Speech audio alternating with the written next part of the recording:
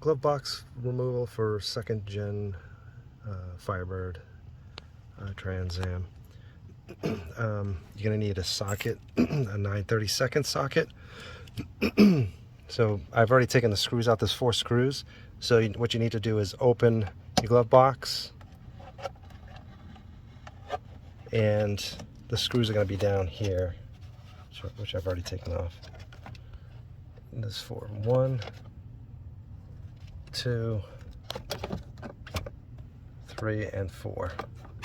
Then once you have those off, then what you want to do is that little latch has to come out. So you just kind of lower it like that, and it comes right out.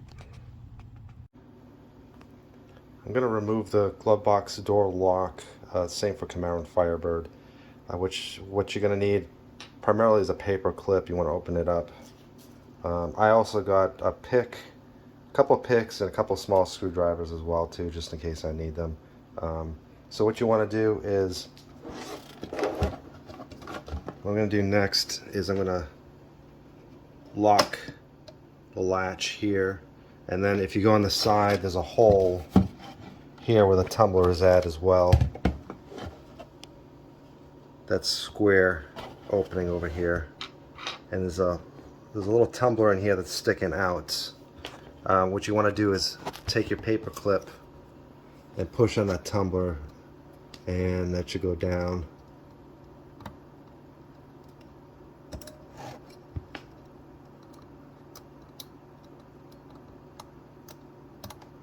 So there's 5 tumblers. You want to push each one down. So when you get the first one down, what you're going to do is come on this side here and kind of pull on the latch. If the tumbler doesn't stay, you're going to have to hold that paper clip in place. Another thing too is if you're going to pry on this, you should be able to just kind of pull it by hand and twist it and kind of slide it out with each tumbler. So as one passes through, you're going to take your paper clip again and push the next tumbler down. Again, you have 5. If you're going to use any tools, be very careful. You don't want to scratch the chrome on your latch. It doesn't really matter if you're changing your latch at this point, but you want to, if you're careful with your door at least, you're trying to salvage. This is recessed, so it's kind of hard to pull on it. So I got this type of pick to kind of put behind it and kind of pull gently behind the latch, just until I can get a better grip on the latch itself. Or I got these screwdrivers just in case to kind of pry behind it, and just gentle force. You don't want to mar up the plastic or mess up the chrome on your lock as well too. So I've got the latch pulled back. Just wanted to show you what those pins look like. You can kind of see it over here. Again, you're going to be pushing from the opposite side, but that's it right there. And that's what you're pushing in to get the lock out. Again, that's from the opposite side of this. I just want to show you what that looked like. So what I had to do, and you may not have to do this, is I was able to get these little screwdrivers behind and kind of pry it just a little bit, not just gentle force, not to mar up any of the finish on it. Or I had this as well to help it, just to stick it behind. But again, I just gentle little pulls to get that out, just to get past this bevel piece. I can get a better grip on it to pull the lock out. So once the 5 are through, this should pull right out. And I'm going to show you, this is basically what you're pushing on here to get these out, the tumblers, okay? And you can see there's 5 of them. So to essentially put this back in, what you want to do is you want to, when you get your new lock, you want to line up these pins again with the square hole you were pushing on before. And what you can do is you can push this one all the way in. It may stay on yours. This one will, with a little force. I was able to get it down with a little screwdriver or pick, and or that paper clip.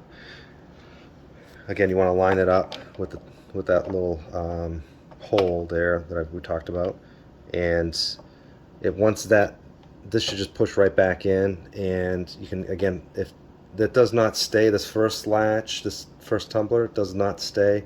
You go ahead and hold it down, and then it should just pop in place. But I'm not going to put this in quite yet because I also want to replace this little latch here. So to get this off, what I found what worked pretty well was a big screwdriver, and it turns out it spins pretty easy. So you're just going to twist it and it's just going to come out. So and you can see it's already turning to come out. So I'm going to get my new glove box ready first, and then we'll go ahead and disassemble this way and make sure that everything else matches up. Also, what I ended up doing, getting a new glove box door. So what I need to do is, this does not have the hard metal behind it, so you have to disassemble the plastic off of the old one. So I think I got a 1/8 inch drill bit and I drilled out the rivets. So you'll see some rivets on this end here. I've already started to drill them out. So you have 6 on this leading edge here. You have 1 here by the latch and 2 more on the opposite side here. In addition, once you do that, you're also going to have to take this latch off as well.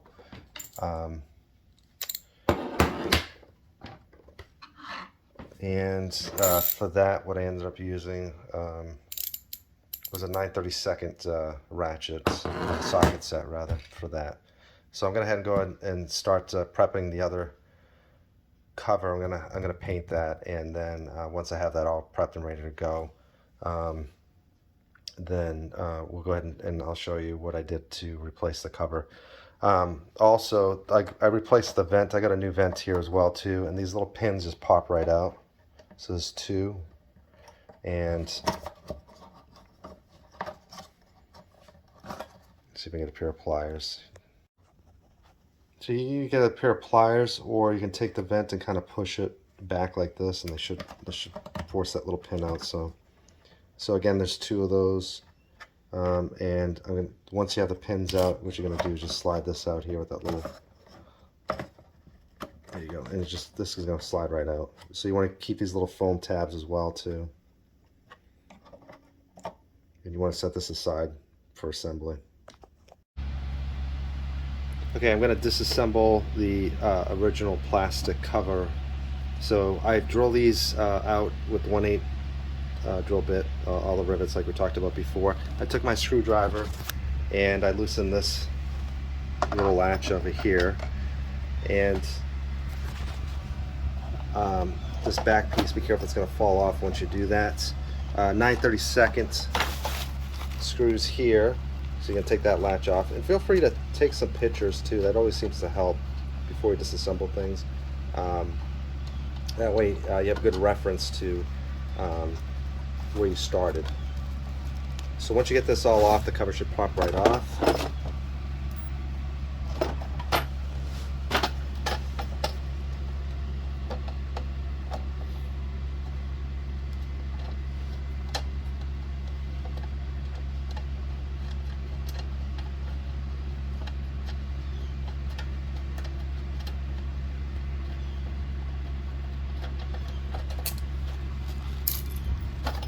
And I've already loosened this with that screwdriver like we talked about.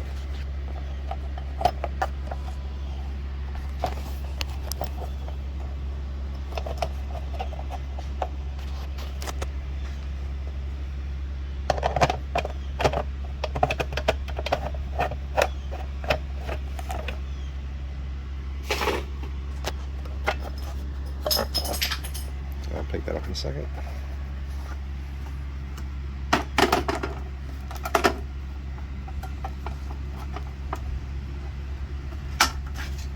There we go. And I have the replacement cover ready to go. This is the replacement cover that I'm using. You can see it doesn't have the metal background on it. So again, I'm going to line this up. This was the inside.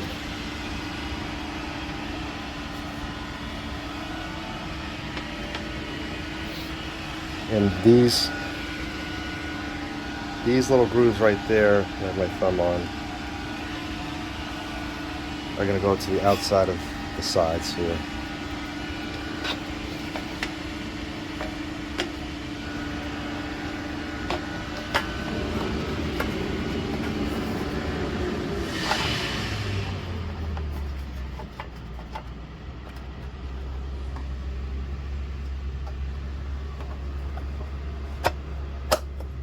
So once you get all your holes all lined up, you're gonna go ahead and put new rivets in.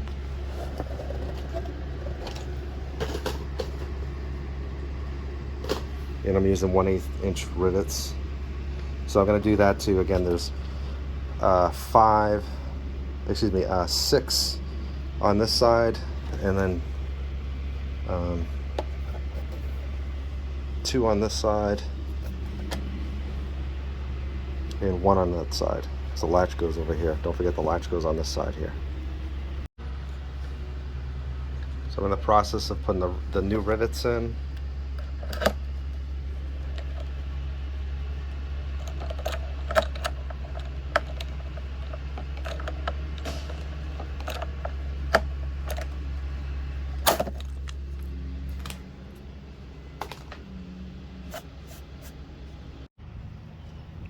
Next, I'm going to put the latch in. 9/32 screws is 2 on the side.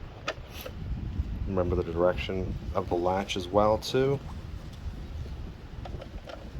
So I'm going to get these tightened down in place and then move to the next step.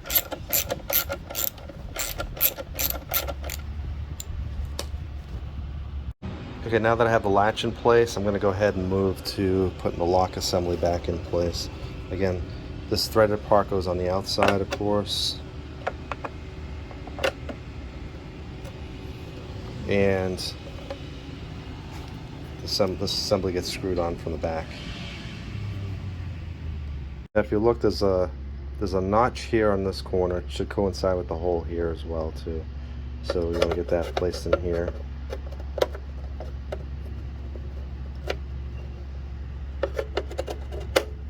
And then flip it over and get your front piece back on.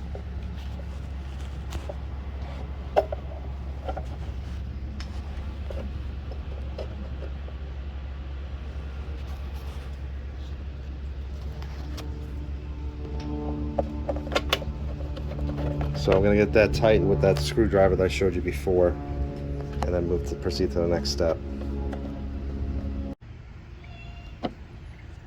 So I've gotten this nice and tight, and if you flip it over, you can see that it's not loose. Okay. So the next part you want to do is get your lock assembly and slide that in position. So again, what you want to do is look for this square hole here, because that's where the pins are going to go through on the other side. And then as you're sliding the front end in, you want to hold this latch closed like that, just to make it easy to go through. So now these pins can be pushed in. So I found that the first 4 seem to slide in pretty easily. If they don't, you may need to get something to push these in while you're sliding the lock in. So small paper clip, small screwdriver, a little pick might help if needed. But this first one up here is the one that seems to catch on, so I'm going to have to push that one in. Sometimes these will stay in place if you push them in, and sometimes they don't. That one just happened to stay in, so I just pushed that in. So the assembly should slide in place. Again, you want to make sure that this is lined up. The pins are lined up with that little square back there. And it's in. You should unlock it now. Okay, it's working.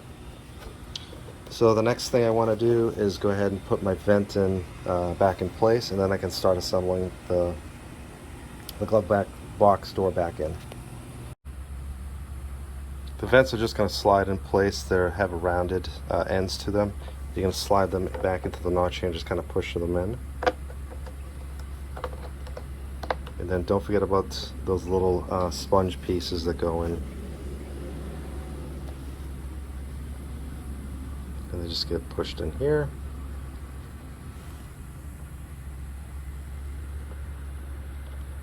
and then your clips are just going to get pushed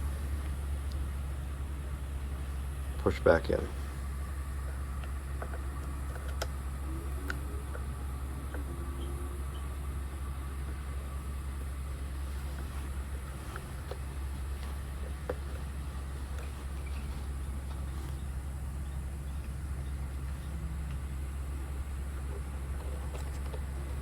Okay, just gonna press these a little bit further.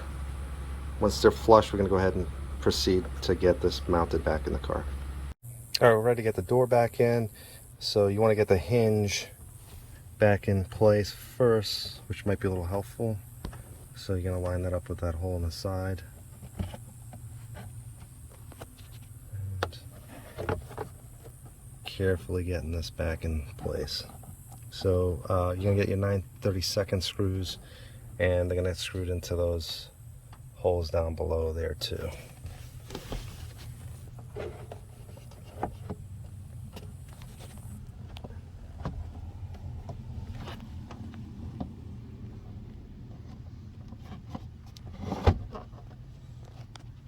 I'm getting the 9/32 screws back in. I don't want to get these too tight yet because I'm probably going to have to line this up. The screws in place, again, they're a little loose still. I'm just going to check the fitment of the box, and it looks like it has to slide over just a little bit. So once I get that all aligned, I'm going to go ahead and just kind of tighten the screws out. It looks like the gaps are too tight on the left side versus the right, so I'm going to have to take this back off, take these screws back out here. And so, I mean, the glove box door had to be slid this way. So what I did is I widened the holes just a little bit here on the outer edge, basically on the outer edge of each hole, basically, so I could slide it this way. So I wouldn't use a drill bit. That didn't work too well. I use a Dremel at a low speed, or a file. Just go very slowly. You don't want to overdo it at that point. When you torque the screws down, also don't over torque them because it is plastic, and so just get them nice and snug. Just get them snug. If you over torque it, then you could potentially crack this plastic here. Also, at this point, what you could do is once everything is done, go ahead and reconnect your battery, and that should complete the process.